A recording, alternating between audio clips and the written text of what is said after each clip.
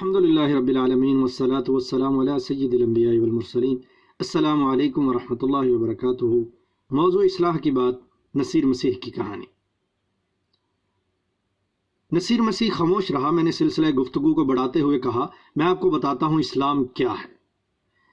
اسلام یہ ہے کہ ہمارے نبی سید عالم دنیا کی افضل ترین مساجد میں سے ایک مسجد میں جلوہ فرما تھے۔ ہمارے نبی صلی اللہ علیہ وسلم کے صحابہ کرام رضوان اللہ اجمعین بھی دربار رسالت میں موجود تھے۔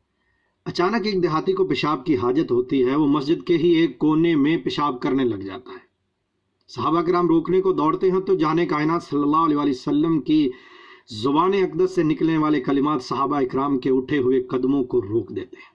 لیکن یہ کلمات مسجد میں پیشاب کرنے والے کے لیے نہیں تھے، یہ کلمات اس دیہاتی کو روکنے والے صحابہ کرام کے لیے تھے۔ لا تذرو، اسے مت روکو۔ نصیر مسیح حیرت سے سن رہا تھا۔ یہ مسجد معمولی مسجد نہیں تھی، دنیا کی افضل ترین مساجد میں سے ایک یعنی مسجد نبوی تھی۔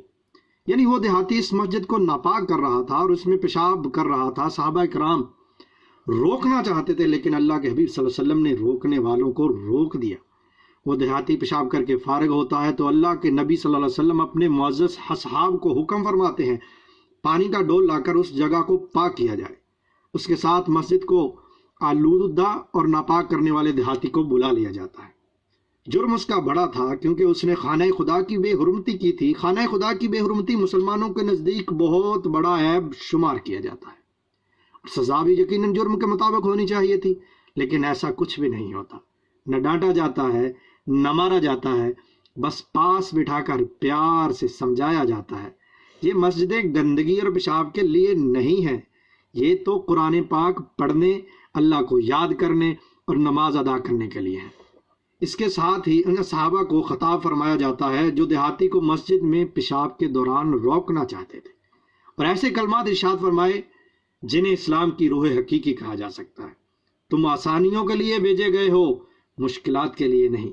تمہارے دین میں آسانی ہے۔ میں باتیں کر رہا تھا اور نصیر مسیح مجھے حیرت بھری نگاہ سے دیکھ رہا تھا۔ آگے کیا ہوا اگلی ویڈیو میں دیکھیے گا۔ اپنا خیال رکھیے گا۔ السلام علیکم ورحمۃ اللہ وبرکاتہ۔